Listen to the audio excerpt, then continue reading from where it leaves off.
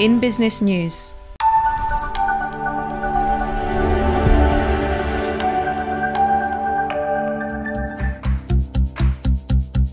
I think it's important for Cyprus business leaders to get together and share their wisdom with each other and make sure that we're all on the same page and making sure that we can advantage Cyprus and to be a functioning, growing, modern economy. And that's the purpose of this, where we get Cyprus's business leaders together and we have a conversation, but a real one.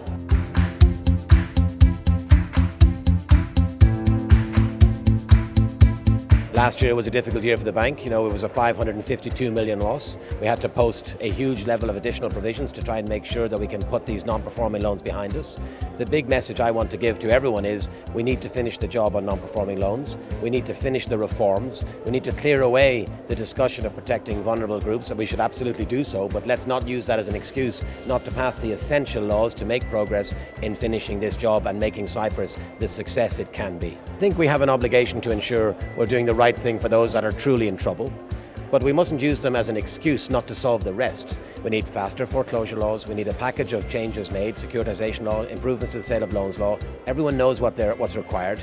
We're in discussion with the government, we're in discussion with the legislature through the government.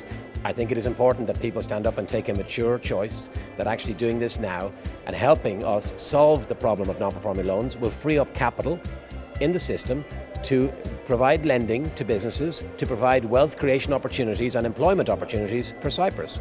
This is the key. So we have to stop hiding behind small things such as the protection of vulnerable groups. We all agree we should do that, but this is a small portion of the residual problem. The main problem is speed. We need to quickly go after and finish the job on non-performing loans, and please give us the tools now, not in a month's time, now.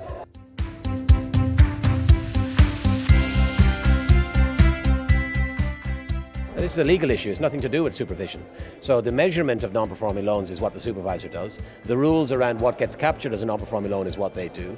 Our ability to change a non-performing loan into a performing loan is a legal issue. It's one about if you don't repay your loans and you've had many years to do so and you haven't engaged with us, we should have the right to take the collateral and liquidate it. This is how you create a society that can create wealth. There is a correlation between societies that have slow-growing economies and those who have a level of non-performance. We need to move beyond that and get back into the group that is not about weak enforcement regimes, but one which is powerful for business and therefore, I think, powerful for economic growth. So the problem is the strategic non-performers? It's not just strategic non-performers, it's the whole sort of malaise around speed. If you go slowly, it costs you more. And if you don't solve a problem with an action that's larger than the problem will persist. We need help. Everybody knows the help we need, and we need to just move on and get it done. So we can put this behind us and look at the future of Cyprus and build its wealth, technology, make it a better place to do business, make it a greater connected place. Let's get more people here. Let's have more money in the functioning economy, not in the non-performing economy.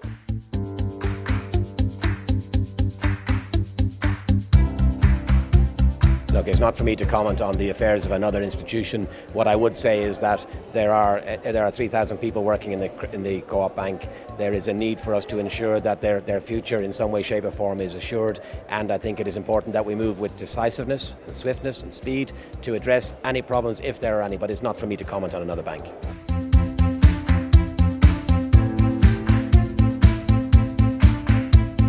Look, that's a question above my pay grade. You'll have to talk about my wife about that. I think it's too early to discuss how long I'm staying or what else happens next. I think it's very important we focus now on finishing the job, and there's a lot to do in the near term. Let's get that out of the way before we have this premature conversation.